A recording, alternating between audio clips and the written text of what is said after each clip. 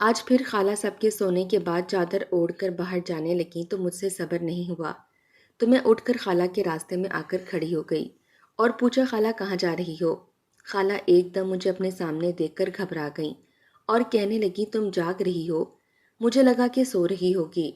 میں نے کہا، میں روز اس وقت جاگ رہی ہوتی ہوں جب آپ سب کے سونے کا یقین کر کے چوری چوری کہیں باہر جاتی ہیں۔ مجھے بتائیں، رات کے اس پہر کہاں جاتی ہیں آپ؟ خالہ کی رنگت فک ہو گئی اور کہنے لگی، بس دل گھبرا جاتا ہے تو باہر لان میں چلی جاتی ہوں۔ تم سو جاؤ، میں بس آدھے گھنٹے تک آتی ہوں۔ خالہ نے میری بات کا جواب نہیں دیا اور چادر سے منہ چھپاتی ہوئی کمرے سے باہر نکل گئیں۔ میں کمرے کی کھڑکی میں آ کر کھڑی ہوئی تو دیکھا خالہ مین گیٹ کھول کر باہر چلی گئی ہیں۔ مجھے علم تھا کہ خالہ جھوٹ بول رہی ہیں، وہ لان میں نہیں بلکہ اس وقت روز گھر سے باہر جاتی ہیں۔ شاید خالہ کا کسی سے چکر چل رہا تھا۔ جو بھی تھا یہ ٹھیک نہیں تھا۔ میں اگرچہ خالہ سے چھوٹی تھی مگر اتنی بھی نہیں کہ صحیح اور غلط کا فرق ہی نہ سمجھ پاتی۔ خالہ کی واپسی تک میں جاگتی رہی کہ آج تو سارا معاملہ پتہ کر کے رہوں گی۔ آدھے گھنٹے کے بعد خالہ کی واپسی ہوئی۔ میں کمبل میں منہ دیے لیٹے ہوئی تھی۔ خالہ کو یہی لگا کہ میں سو چکی ہوں مگر میں جاگ رہی تھی۔ خالہ کا حلیہ دیکھ کر میں چونک اٹھی۔ خالہ کے پورے کپڑوں پر گیلی مٹی لگی ہوئی تھی اور ہاتھ میں ڈھیر سارے پیسے پکڑے ہوئے تھے۔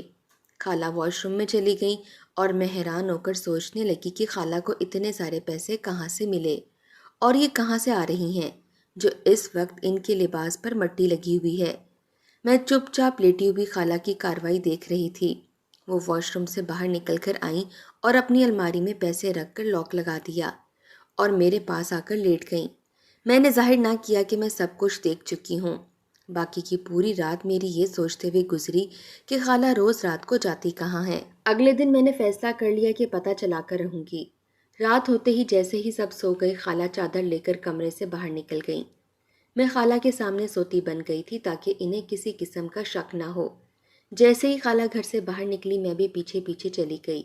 خالہ منہ چھپائے چلی جا رہی تھیں۔ باہر اس وقت سناٹا پھیلا ہوا تھا اور مجھے بہت ڈر لگ رہا تھا۔ مجھے خالہ پر حیرت ہو رہی تھی کہ کیا انہیں ڈر نہیں لگ رہا۔ گھر سے تھوڑے ہی فاصلے پر ایک پارک بنا ہوا تھا۔ خالہ اس پارک کے اندر چلی گئیں جبکہ میری ہمت نہیں ہوئی کہ اندر جاؤں تو میں بھاگتے ہوئے گھر واپس آ گئی۔ خالہ آدھے گھنٹے کے بعد واپس آئی تھیں اور کل کی طرح آج بھی ان کے کپڑوں پر مٹی لگی ہوئی تھی اور ہاتھ میں ڈھیروں پیسے تھے۔ میں تو دنگ ہی رہ گئی تھی کہ اس سنسان پارک میں انہیں پیسے کون دینے چلاتا ہے۔ پھر یہ معمول ہی بن گیا کہ وہ روز رات کو سب کے سونے کے بعد پارک چلی جاتیں اور واپسی پر کپڑوں پر مٹی کے ساتھ ڈھیروں پیسے لاتیں اور انہیں سنبھال کر الماری میں رکھ دیتیں۔ ایک دن میرے صبر کا پیمانہ لبریز ہو گیا۔ اس دن میں خالہ کے آنے سے پہلے ہی گیٹ پر کھڑی ہو گئی۔ جیسے ہی خالہ گھر کے اندر داخل ہوئی تو مجھے دیکھ کر کہنے لگیں، تم یہاں کیا کر رہی ہو؟ وہ بہت گھبرا گئی تھیں اور انہوں نے فوراً پیسے چادر کے نیچے چھپا لیے، پر میری نظر پڑ چکی تھی۔ میں نے کہا، خالہ میں اچھے سے جانتی ہوں کہ تم کہاں سے آ رہی ہو۔ مجھے بتاؤ کہ یہ سارے پیسے کہاں سے آتے ہیں اور تم وہاں کیا کرنے جاتی ہو؟ خالہ نے مجھے ٹالنے کی بہت کوشش کی مگر میں آج فیصلہ کر چکی تھی کہ ان سے پوچھ کر ہی رہوں گی۔ میں نے کہا، خالہ اگر تم نے مجھے نہ بتایا تو میں امی کو ساری بات بتا دوں گی کہ تم روز چھپ کر کہیں جاتی ہو۔ خالہ یہ سب سن کر گھبرا گئیں اور میرا ہاتھ پکڑ کر جلدی سے کمرے میں لے آئیں۔ دروازہ بند کر کے مجھے 1000 روپے کا نوٹ دے کر کہنے لگیں، یہ پکڑو 1000 روپے اور اپنا منہ بند رکھنا۔ باجی کو ہرگز پتہ نہیں چلنا چاہیے کہ میں روز رات کو کہیں باہر جاتی ہوں۔ 1000 کا نوٹ دیکھ کر میں لالچ میں آ گئی اور پیسے لے کر رکھ لیے اور چپ کر کے لیٹ گئی۔ اس وقت میں 1000 روپے لے کر بہت خوش تھی کیونکہ ابا سے مہینے بعد 500 جیب خرچ ملتا تھا اور یہاں ایک ہی دن میں 1000 روپے۔ یہ تو میرے لیے بڑا فائدہ تھا۔ میرے ضمیر نے ایک بار پھر مجھے سرزنش کی کہ مجھے یہ نہیں کرنا چاہیے اور اماں کو ساری بات بتا دینی چاہیے، مگر پھر میں نے سوچا کہ خالہ کوئی چھوٹی بچی تو ہے نہیں جو انہیں اپنے اچھے برے کا پتہ نہ ہو۔ 25 سال کی سمجھدار لڑکی ہیں، جو کر رہی ہیں سوچ سمجھ کر ہی کر رہی ہیں۔ مجھے لگتا تھا کہ خالہ کا کسی لڑکے کے ساتھ افیئر چل رہا تھا اور اسی سے ہی ملنے آدھی رات کو پارک جاتی تھیں، اور شاید وہ لڑکا کافی امیر تھا جو روز خالہ کو ڈھیروں پیسے تھما دیتا۔ اب خالہ کو کوئی فکر نہیں تھی وہ میرے سامنے رات کو پارک میں چلی جاتی تھیں اور اب وہ روز مجھے 1000 روپیہ دیتی تھیں۔ میں ان پیسوں سے اپنے لیے چیزیں خرید لیتی اور کھا پی لیتی۔ سچ بتاؤں مجھے خالہ کے دیے ہوئے اس 1000 روپے کی عادت ہو گئی تھی۔ ایک رات تو خالہ پارک سے واپس آ کر سو گئیں۔ تھوڑی دیر بعد ان کے موبائل کی گھنٹی بجی تو وہ موبائل اٹھا کر باہر بالکنی میں چلی گئیں۔ میں بھی فون کی گھنٹی کی آواز سے جاگ گئی تھی۔ خالہ کے تاثرات دیکھ کر لگ رہا تھا کہ وہ کوئی اہم بات کر رہی ہیں۔ مجھے تجسس ہوا کہ خالہ کیا بات کر رہی ہیں۔ میں دبے قدموں بیڈ سے اتر کر بالکنی کے دروازے کے پیچھے کھڑی ہو گئی۔ خالہ کسی سے کہہ رہی تھی کہ میں کچھ نہیں جانتی، میں اب 10,000 نہیں 15,000 لیا کروں گی، 1 روپیہ نہ کم نہ زیادہ۔ 15,000 کا نام سن کر میرا اوپر کا سانس اوپر اور نیچے کا نیچے رہ گیا۔ 15,000 وہ بھی روز کا۔ خالہ کا بوائے فرینڈ کیا بہت امیر تھا؟ میرے ابا مہینے کا 30,000 کماتے تھے اور خالہ 2 دنوں میں اتنا کمانے کی بات کر رہی تھیں۔ اس لحاظ سے تو خالہ بہت پیسے کما رہی تھیں اور مجھے بس 1000 میں ہی ٹرخا رہی تھیں۔ میں اس وقت تو چپ چاپ بستر پر لیٹ گئی، مگر صبح میں نے خالہ کو صاف صاف کہہ دیا کہ میرا اب 1000 میں گزارا نہیں ہوتا، مجھے زیادہ پیسے دیں۔ خالہ میری بات سن کر غصے میں کہنے لگیں، تمہیں 1000 بغیر کسی محنت کے روز مل رہا ہے تو اسی کو غنیمت جانو۔ میں نے بھی غصے میں کہا کہ ٹھیک ہے، پھر میں اماں کو بتا دوں گی۔ میں نے خالہ کو دھمکی دی تھی، مگر خالہ سن کر ہنس پڑی، پھر کہنے لگیں بتا دو، پھر یہی 1000 روپیہ میں تمہاری ماں کو دے دیا کروں گی۔ تمہارے باپ کی مہینے بھر کی تنخواہ کے برابر جب پیسے ملیں گے تو وہ یقیناً چپ کر جائیں گی اور مجھے میرے حال پر چھوڑ دیں گی۔ اور فرض کرو کہ اگر اس نے پیسے لینے سے منع کر دیا تو زیادہ سے زیادہ وہ کیا کرے گی؟ مجھے گھر سے نکال دے گی۔ کوئی بات نہیں، میرے پاس بہت پیسے ہیں، میں کہیں اور بھی جا کر رہ لوں گی۔ خالہ کی باتیں سن کر میں دم بخود رہ گئی تھی۔ پھر میں نے ٹھنڈے دل و دماغ سے سوچا تو یہ سمجھ آیا کہ خالہ ٹھیک ہی تو کہہ رہی تھیں۔ اگر میں یہ بات اماں کو بتا دیتی تو اس میں سراسر میرا ہی نقصان ہوتا۔ مجھے جو روز 1000 کا نوٹ ملتا تھا، میں اب اس سے محروم نہیں ہونا چاہتی تھی، اسی لیے چپ ہو گئی اور خالہ کو کرنے دیا جو وہ کرنا چاہتی تھیں۔ میری خالہ پہلے ہمارے ساتھ نہیں رہتی تھیں، وہ نانا اور نانی کے ساتھ رہا کرتی تھیں۔ میری امی 4 بہنیں تھیں اور خالہ سب سے چھوٹی تھیں۔ میری اور خالہ کی عمر میں 5 برس کا فرق تھا، اسی لیے ہم خالہ بھانجی کم اور بہنیں زیادہ لگتی تھیں۔ عموماً دیکھا جاتا ہے کہ خالہ بھانجی ایک ہی عمر کی ہوں تو ان میں بہت دوستی ہوتی ہے، مگر ہمارے کیس میں ایسا بالکل بھی نہیں تھا۔ میرے علاوہ بھی 2-3 کزنز خالہ کی عمر کی تھیں، مگر خالہ کی فطرت شروع سے ہی عجیب و غریب تھی، وہ کسی سے زیادہ گھلتی ملتی نہیں تھیں۔ مجھے بھی خالہ میں ذرا دلچسپی نہیں تھی، میں اپنی زندگی میں مگن تھی اور بہت کم نانا کے گھر جاتی تھی۔ جب بھی جاتے تھے خالہ اپنے کاموں میں مصروف ہوتی تھیں، اس لیے ہمارا زیادہ پیار نانا اور نانی سے ہی تھا۔ میں بہن بھائیوں میں سب سے بڑی تھی اور مجھ سے چھوٹے 2 بھائی اور تھے۔ ابا ایک تنخواہ دار ملازم تھے اور ان کی بس یہی کوشش ہوتی تھی کہ گھر کے خرچے پورے ہو جائیں۔ ایسے میں جب نانا کا انتقال ہو گیا تو ہم سب پر یہ خبر بجلی بن کر گری۔ نانا نہ صرف نانی اور خالہ کی کفالت کا ذمہ اٹھائے ہوئے تھے، بلکہ اکثر اپنی باقی بیٹیوں کو بھی کچھ نہ کچھ دیتے رہتے تھے، کیونکہ بیٹا تو کوئی تھا ہی نہیں۔ نانا کی وفات کے بعد میری ماں سمیت سب بہنوں نے خالہ اور نانی کا خرچہ کچھ عرصے تک تو اٹھایا، مگر اس کے بعد سب نے ہاتھ کھینچ لیا، کیونکہ سب کا یہی کہنا تھا کہ ہمارے اپنے حالات بڑے تنگ ہیں۔ اس وقت خالہ 2nd ایئر میں تھیں اور پورے خاندان کا یہی کہنا تھا کہ خالہ کو اب پڑھائی چھوڑ کر گھر کا خرچ چلانا چاہیے۔ پھر کافی عرصے بعد ہمارا نانی کے گھر جانا ہوا تو ہم خالہ اور نانی کے ٹھاٹھ دیکھ کر حیران رہ گئے۔ خالہ نے اپنی اور نانی کی ذمہ داری بخوبی سنبھال لی تھی۔ اماں نے بہت حیرت سے سوال کیا تھا کہ تم کون سی نوکری کرتی ہو؟ خالہ نے بات ٹال دی اور کہا آپا چھوڑو یہ سب، میں اور میری ماں کم از کم کسی پر بوجھ تو نہیں ہے نا۔ ماں شرمندہ ہو گئی اور کہا تمہیں تو پتہ ہے ہمارے گھر کے حالات کیسے ہیں، ورنہ میں بھی تھوڑی بہت مدد کر دیتی۔ خالہ مسکرائیں اور کہا کوئی بات نہیں آپا، مجھے بہت اچھی نوکری مل گئی ہے، تم فکر نہیں کرو۔ اس دن جاتے ہوئے خالہ نے اماں کو پیسے دیے تھے اور اماں بہت خوش ہو گئی تھیں۔ اب سارے خاندان تک یہ خبر پہنچ چکی تھی کہ خالہ نے کمانا شروع کر دیا ہے۔ خالہ نے سب کو یہی بتایا تھا کہ وہ ایک پرائیویٹ نوکری کرتی ہیں۔ پھر اچانک پتہ نہیں کیا ہوا کہ ہمیں نانی کے انتقال کی خبر ملی۔ سب حیرت سے ششدر رہ گئے تھے۔ نانی اچھی خاصی تو تھیں، پھر انہیں ایک دم ہارٹ اٹیک کیسے ہو گیا؟ جب ہم فوتگی پر گئے تو محلے والی عورتیں سرگوشی کر رہی تھیں کہ ماں بیٹی کی لڑائی ہوئی تھی، اسی لیے نانی کو ہارٹ اٹیک ہوا ہے۔ خالہ تو بے تحاشا رو رہی تھیں۔ نانی کی تدفین کے بعد سب نے خالہ کو گھیر لیا اور سوالات کی بچھاڑ کر دی کہ آخر خالہ اور نانی میں ایسی کیا بات ہوئی کہ نانی جان سے چلی گئیں۔ خالہ نظریں چرا کر کہنے لگیں کہ اماں چاہتی تھی کہ میری شادی ہو جائے، جبکہ میں ابھی نوکری نہیں چھوڑنا چاہتی تھی۔ اسی بات پر لڑائی ہوئی اور اماں کو دل کا دورہ پڑ گیا۔ مجھے صاف لگ رہا تھا کہ خالہ جھوٹ بول رہی ہیں۔ میری نانی بہت مضبوط اعصاب کی خاتون تھیں۔ اس چھوٹی سی بات پر انہیں ہارٹ اٹیک نہیں ہو سکتا تھا۔ نانی کے انتقال کے بعد خالہ کا مسئلہ تھا کہ وہ کہاں رہیں گی۔ ہر خالہ چاہتی تھیں کہ خالہ ان کے پاس آ کر رہے کیونکہ وہ اچھا کماتی تھیں، مگر خالہ نے ہمارے ساتھ جانے کا ارادہ کر لیا۔ میری ماں اور باپ خوش ہو گئے کہ چلو اچھا ہے، خالہ خرچے میں تھوڑا ہاتھ بٹائیں گی، اور ایسا ہی ہوا۔ خالہ نے ہمارے گھر آ کر نوکری پر جانا شروع کر دیا تھا۔ شروع میں تو مجھے خالہ کے آنے اور جانے کا پتہ ہی نہیں چلتا تھا کہ وہ کب جاتی ہیں اور کب آتی ہیں۔ پھر مجھے کالج سے چھٹیاں ہوئیں تو میں نے نوٹ کرنا شروع کیا کہ خالہ دن کے 9-10 بجے جاتی تھیں اور کبھی تو 2-3 گھنٹوں میں ہی واپس آ جاتی تھیں، اور کبھی شام ہو جاتی۔ 1-2 بار ابا نے اعتراض کیا تو خالہ نے سکون سے کہا کہ اگر آپ کو میرے کام اور وقت پر اعتراض ہے تو میں چلی جاتی ہوں، اپنے گھر یا پھر نوکری چھوڑ دیتی ہوں۔ اس دن کے بعد سے ابا اور اماں نے کان اور آنکھیں بند کر لیں، کیونکہ خالہ ہر ماہ ان کو ایک معقول رقم دیتی تھیں۔ میں خالہ کے ساتھ ایک ہی کمرے میں رہتی تھی، اور کئی ماہ گزر جانے کے باوجود میری اور خالہ کی دوستی نہیں ہو پائی، کیونکہ خالہ اپنے کام سے کام رکھتی تھیں۔ پھر ایک دن میری آنکھ رات کو اچانک کھلی تو میں نے خالہ کو چادر لے کر کمرے اور پھر گھر سے باہر جاتے دیکھا۔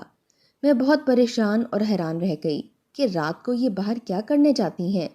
معلوم تو خیر اب بھی نہیں تھا کہ وہ وہاں کرنے کیا جاتی ہیں اور اتنے سارے پیسے کہاں سے لاتی ہیں اور کیا مقصد ہے ان سارے پیسے جمع کرنے کا، مگر خالہ میری کسی سوال کا جواب نہیں دیتی تھیں۔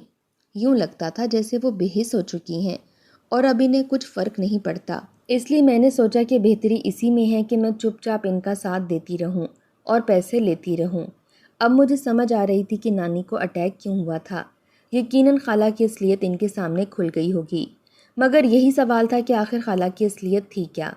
میں نے کئی بار خالہ کا موبائل پکڑا کہ دیکھوں یہ کس کے نمبر پر کال کرتی ہیں، کون ہے وہ، مگر خالہ نے اپنے موبائل پر لاک لگایا ہوتا تھا۔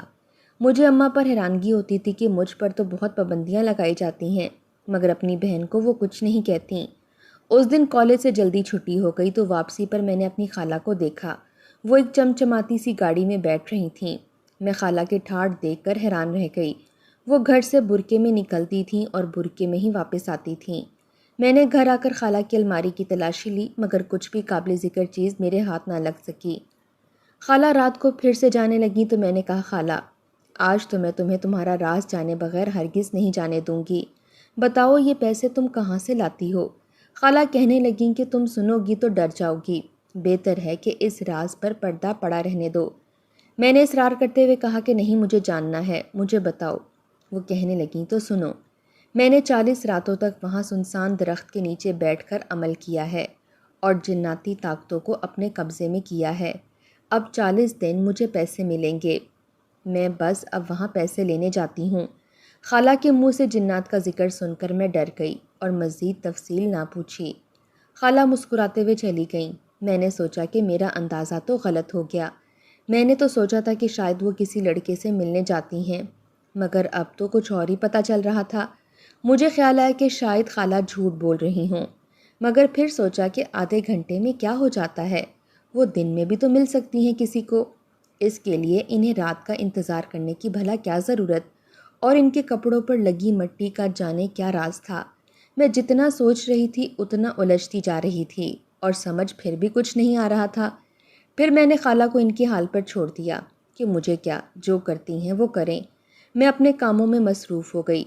میرا کالج میں آخری سال تھا اور ہماری الوداعی پارٹی ایک بہت بڑے ہوٹل میں ہونی تھی، اور میں نے اپنے لیے ایک بہت اچھا اور مہنگا ڈریس پسند کیا تھا، مگر جب اس کی قیمت پوچھی تو وہ بہت زیادہ تھی، جبکہ میرے پاس خالہ کے دیے ہوئے 2000 روپے تھے۔ باقی پیسے میں روز کے روز اپنے دوستوں کے ساتھ کالج میں اڑا دیتی تھی۔ وہ ڈریس بہت پیارا تھا اور اس کی قیمت 15,000 تھی۔ میں دل برا کر کے گھر آ گئی۔ اماں سے کہنے کا کوئی فائدہ نہیں تھا کیونکہ اتنے پیسے وہ کسی صورت نہیں دیتیں۔ ذہن میں خیال آیا کہ خالہ سے کہتی ہوں، وہ تو اتنے پیسے روز لے کر آتی ہیں، اگر ایک دن وہ مجھ پر خرچ کر دیں گی تو کیا ہو جائے گا۔ اس رات جیسے ہی خالہ واپس کمرے میں آئیں، میں نے ان کے ہاتھ سے وہ پیسے لے کر کہا، خالہ آج کے دن یہ پیسے مجھے دے دو کیونکہ مجھے اپنے لیے ایک ڈریس خریدنا ہے۔ وہ غصے میں آ گئیں اور ایک جھٹکے سے میرے ہاتھ سے وہ نوٹ کھینچے اور کہنے لگیں، یہ میری محنت کی کمائی ہے، ایسے کیسے تمہیں دے دوں؟ تمہیں سوٹ خریدنا ہے تو اپنی ماں کو جا کر کہو، میرے پیسوں پر نظر مت رکھو۔ مجھے بہت غصہ آیا اور میں چپ کر گئی، مگر دل میں خالہ کے خلاف نفرت اٹھنے لگی۔ اگلے دن کالج گئی تو ساری لڑکیاں اپنے اپنے ڈریسز کے بارے میں بات کر رہی تھیں اور میرے پاس کہنے کو کچھ نہیں تھا۔ یہ میرا آخری سال تھا اور میں اسے یادگار بنانا چاہتی تھی اور اس کے لیے ایک اچھا سوٹ پہن کر اچھا لگنا بہت ضروری تھا۔ میں 2-3 دن اسی ٹینشن میں رہی۔ میں نے سوچ لیا کہ میں کالج جاؤں گی ہی نہیں، دوستوں کو بعد میں کوئی بہانہ بنا دوں گی، مگر اس طرح کرنے کو بھی دل نہیں مان رہا تھا۔ آخر پھر مجھے ایک راستہ سوجھ ہی گیا، اگرچہ اس کام میں بہت رسک تھا مگر یہ کرنا بھی بہت ضروری تھا۔ میں نے اپنے پلان کو عملی جامہ پہنانے کا سوچ لیا اور جیسے ہی رات ہوئی اور رات کے کھانے کے بعد جیسے ہی خالہ نے چائے کا کپ میز پر رکھا، میں نے جلدی سے اس میں 3 نیند کی گولیاں ملا دیں۔ خالہ چائے ٹھنڈی کر کے پیتی تھیں، اسی لیے گولیاں آسانی سے حل ہو گئیں۔ اب مجھے اس کی نیند میں جانے کا انتظار تھا۔ 10 منٹ کے اندر اندر خالہ نیند میں چلی گئیں۔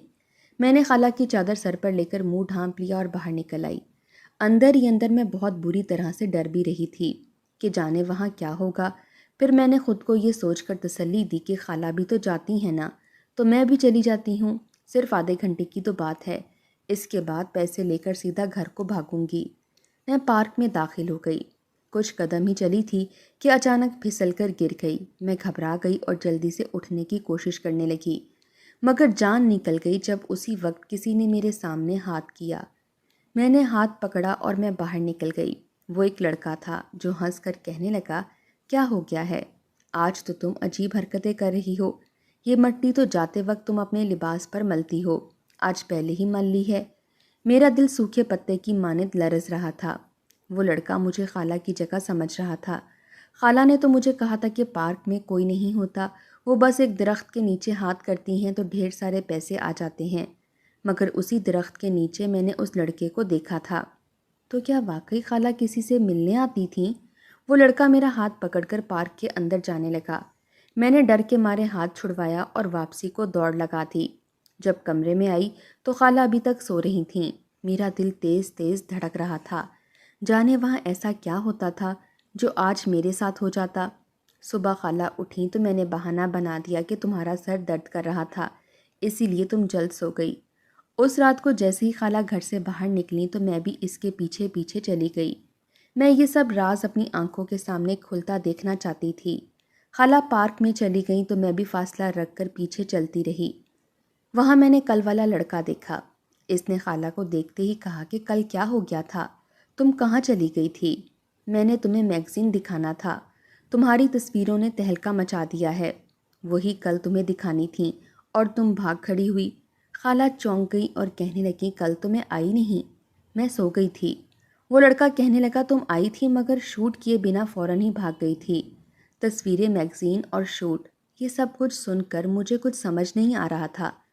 اصل حقیقت تو تب کھلی جب اس لڑکے نے کہا کہ جاؤ کپڑے بدل کر آؤ، شوٹ کی تیاری مکمل ہے۔ خالہ ایک درخت کی اوٹ سے جو کپڑے پہن کر باہر نکلیں، وہ دیکھ کر میری آنکھیں شرم کے مارے جھک گئیں، مگر وہ دیدہ دلیری سے شوٹ کرواتی رہیں۔ شاید وہ اتنے عرصے سے یہی کام کر رہی تھیں، جبھی اس کو شرم محسوس نہیں ہو رہی تھی۔ میں نے سب کچھ اپنی آنکھوں سے دیکھا تھا، اس میں شک کی گنجائش ہی نہیں تھی۔ میری خالہ ماڈلنگ کرتی تھی اور اپنی تصویریں بیچتی تھیں۔ تھوڑی دیر بعد وہ لڑکا تصویریں بنا کر فارغ ہوا تو خالہ نے دوبارہ پہلے والے کپڑے پہن لیے اور خود پر مٹی لگا لی تاکہ گھر جا کر میرے سامنے جھوٹ بول سکیں۔ اس ساری کارروائی میں بامشکل آدھا گھنٹہ گزرا ہوگا۔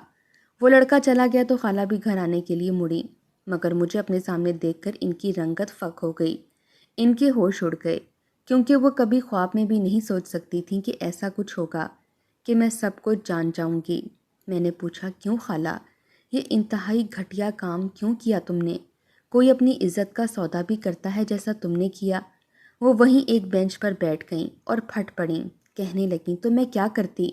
میرا باپ مر گیا تو کیا میں اور میری ماں بھی مر گئے تھے؟ سب نے ہاتھ کھینچ لیا، کبھی مڑ کر حال نہیں پوچھا کہ ہم ماں بیٹی زندہ بھی ہیں یا مر گئے۔ کئی دن ہم ماں بیٹی فاقے سے رہے، مگر اس وقت تو کوئی نہیں آیا ہماری خیر خبر لینے۔ میری پڑھائی چھوٹ گئی، کسی کو فرق نہیں پڑا، تو میں نے بھی سوچ لیا کہ اگر مجھے کمانا ہے تو پھر صحیح کیا اور غلط کیا۔ میں نے ایک لڑکی کے کہنے پر ایک ویب سائٹ کے لیے ماڈلنگ شروع کر دی۔ مجھے اچھے پیسے ملنے لگے۔ رفتہ رفتہ میں اس کام میں اور آگے آنے لگی۔ جتنا مختصر لباس ہوتا اس تصویر کے اتنے زیادہ پیسے ملتے۔ میں نے سب سے یہ بات چھپائی ہوئی تھی، مگر ایک دن اماں کو یہ پتہ چل گیا۔ اسے یقین نہیں آ رہا تھا کہ اس کی سیدھی سادی اور اچھی بیٹی کس قسم کی لڑکی بن گئی ہے۔ اماں میرا صدمہ برداشت نہ کر پائیں اور اسے ہارٹ اٹیک ہو گیا۔ میں خود کو قصوروار سمجھتی تھی، اس لیے خود کو سزا دینے کی خاطر اس کام میں اور آگے جاتی گئی۔ اس پارک میں نائٹ تھیم میں فوٹوگرافی کرنے کے لیے مجھے آدھے گھنٹے کے 15,000 ملنے لگے تو میں نے ہاں کر دی۔ میں واپسی پر جان بوجھ کر کپڑوں پر مٹی لگا لیتی تھی تاکہ تم کچھ الٹا سیدھا نہ سوچو اور میری جنات والی کہانی پر یقین کر لو۔ خالہ کے منہ سے ساری حقیقت سن کر میرے قدموں تلے سے زمین نکل گئی۔ میں جانتی ہوں کہ سب نے خالہ کے ساتھ غلط کیا، مگر اس کا مطلب یہ تو نہیں تھا کہ وہ خود بھی اپنے ساتھ غلط کر لیتیں۔ اسے یہ سب نہیں کرنا چاہیے تھا۔ میں نے خالہ کا ہاتھ تھام کر کہا کہ جو ہونا تھا ہو گیا، اب واپس آ جاؤ اپنی اصل زندگی میں، اس گناہ بھری زندگی کو چھوڑ دو۔ خالہ کی آنکھوں سے بہتے آنسو یہ ثابت کر رہے تھے کہ وہ بھی تھک گئی تھیں، اب اس سب سے نکلنا چاہتی تھیں، اور اس کے لیے اسے ایک سہارا، ایک کندھا چاہیے تھا، اور میں نے وہ سہارا بننے کا فیصلہ کر لیا تھا۔